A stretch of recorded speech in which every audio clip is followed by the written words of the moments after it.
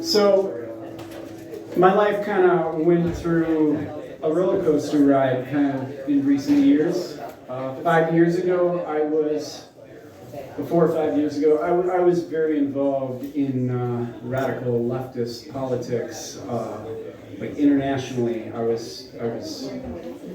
It was too much of my life. And I got involved with an internal fight within a radical political organization. And I got very publicly accused of some very, very horrible things. And it turned my life upside down. It was absolute pure hell. It spread all over the world. It was done in a place on the internet initially, where thousands of people saw it instantly. And my accusers went to very, very great lengths to make sure there was never any due process, and it was a political assassination within a radical political organization. And then they did the same thing to 3 other international officers over the course of the next few months, and took over the organization. 3 years later, I've been dealing with harassment, stalking, death threats. People tried to jump me. All sorts of horrible things. And then finally, all the information that would have just been on the table, if there was ever any sense of due process, rather than mob-driven internet campaigns to destroy my life, a video was put out in 2021. And oh, hey, I was exonerated. And all these people who spent 3 years trying to ruin my life, most of them came out of the woodwork and apologized to me. Thanks. That was great. And then it kind of kept going. I was exonerated, I was able to basically take my life back, and then some other people latched onto it and tried to repeat things that I was exonerated of to try and hurt me. One very specific person mainly for the last year now has been sending emails and texts and messages to every band I play a show with, pretty much, every venue I'm booked at.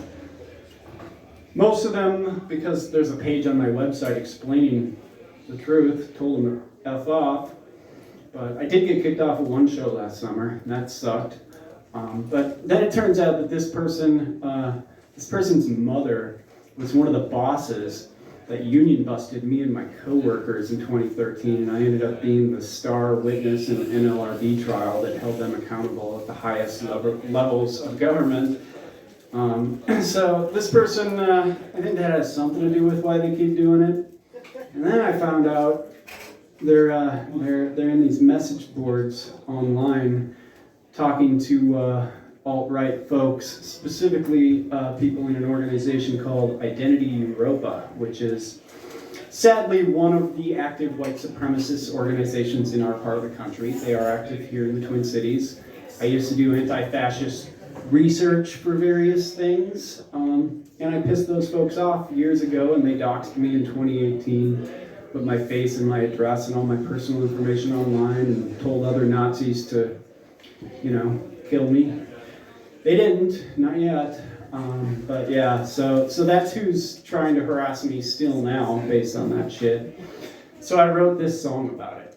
And this song isn't really about that journey, it's about where I've come to at the end of it, and what I've learned from this journey about how even if I did what I was accused of doing, I didn't deserve lack of due process, I didn't deserve to, have death threats and have people try and jump me and try and ruin my musical life. And now I've gotten involved with a community of people within the radical left who are opposed to not what people usually call cancel culture that involves rich people and famous people. That's not what we're talking about. We're talking about what has been a phenomenon in recent years within leftist communities and organizations, and there isn't a radical leftist organization that I can tell in North America right now that hasn't had like a major shift in leadership in the last handful of years because of this kind of stuff. So this song is about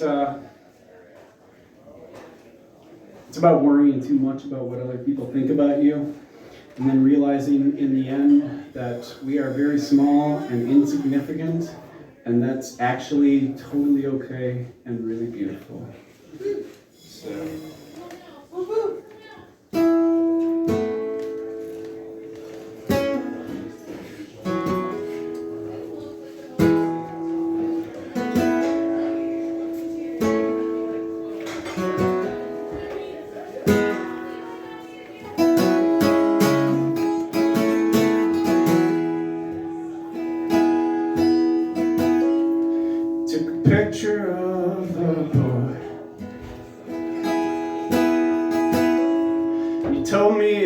was me.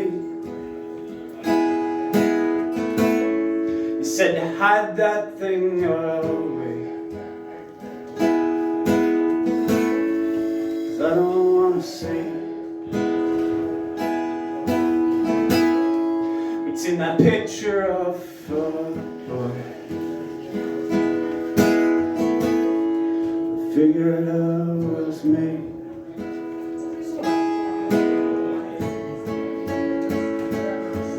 There's something in that picture that I don't want to see.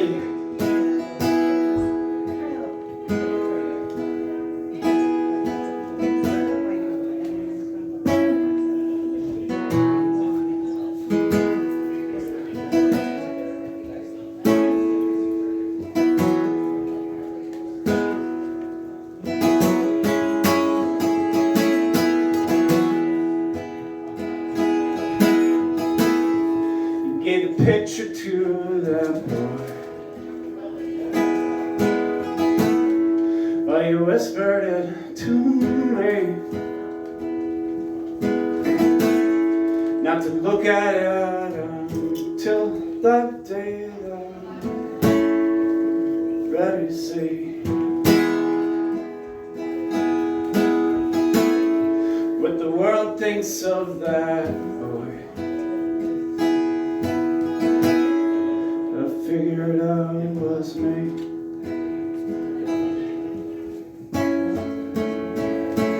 'Cause there's something in that picture that I don't want to see.